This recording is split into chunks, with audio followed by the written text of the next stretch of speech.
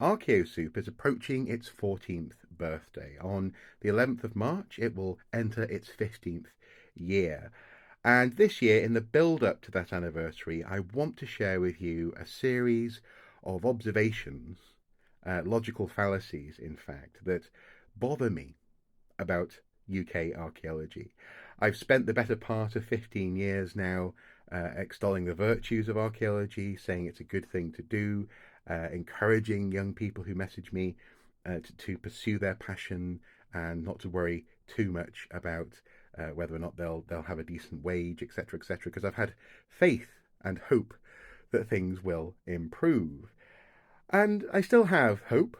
I do, but I also have observations. I have some criticisms, and this series is hopefully going to clear my palate before the 14th birthday arrives.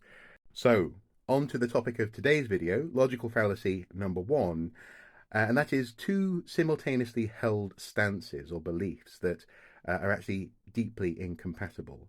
That is that A, archaeology, UK archaeology, shouts to the world, oh, we're only small, we haven't got much in the way of clout, we're a volunteer-led bunch, really. Don't expect too much from us. But then B, bitching, moaning, whining, and screaming when the public or the government, for example, doesn't pay us the attention that we think we're somehow owed when it comes to matters historical and prehistorical. I find this so tiresome because I agree, archaeological expertise should be valued and listened to. But you also need to be telling the world what your value is so that when it comes to these crunch points, you are, in fact, consulted. We saw this really kick off in November, December last year around the A303 Stonehenge Tunnel and the open letter that followed, when some archaeologists saw the press focusing on a protest outside a court in London and were asking, where are the archaeologists? Why aren't archaeologists being consulted on this? And as a result, rushed to write an open letter, the outcome of which I'm yet to really understand. Apparently, it was to build a mandate. That's a direct quote. I'm not quite sure what the mandate is for or where that mandate is going to be enacted, but it made archaeologists feel better in the short term.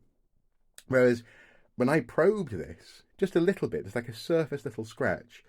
Why hasn't archaeology continued, for example, the Dig for Archaeology campaign that started a couple of years ago and just casually every day examined what's on the news agenda? How can archaeology be woven into general public consciousness and also media and news awareness? When in the summer into the autumn, in Parliament, people were talking about woke archaeology. Where were these concerns then? It's not often that archaeology is mentioned in Parliament, but it was then. But there was no one, crying from the rafters about how we're being woefully mistreated at that point. But no, it's when essentially small, what looks like ego bruises occur that archaeologists get loud. And when I sort of scratched this and said, well, why aren't you covering all this stuff all the other time, or all those other times? Why, for example, does Dig for Archaeology rarely retweet up until the point that I pointed out that they weren't retweeting, and then the next day they did retweet something? The answer comes back, well, you can't expect people to do this, can you?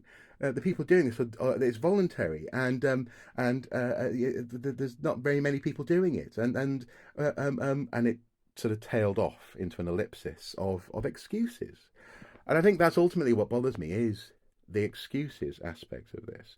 Because other voluntary sectors, if archaeology is voluntary, manage to run effective media campaigns and be on top of the news agenda and find ways to weave their agendas into public discourse and conversation without the occasional media blitz, publicity stunt outburst that we saw from archaeology at the end of last year. In other words, why not accept help from across the sector rather than relying on a small group of people who, yes, do have jobs and can't be doing this all the time? Why actively turn away help that I know has been offered? There's been a few people now have contacted me and said, "Well, I've offered to help that campaign, but they just didn't want anyone else involved." It drives me crazy. It's a logical fallacy. It borders on hypocrisy, actually, and lots of these logical fallacies that I'm going to be pointing out do that.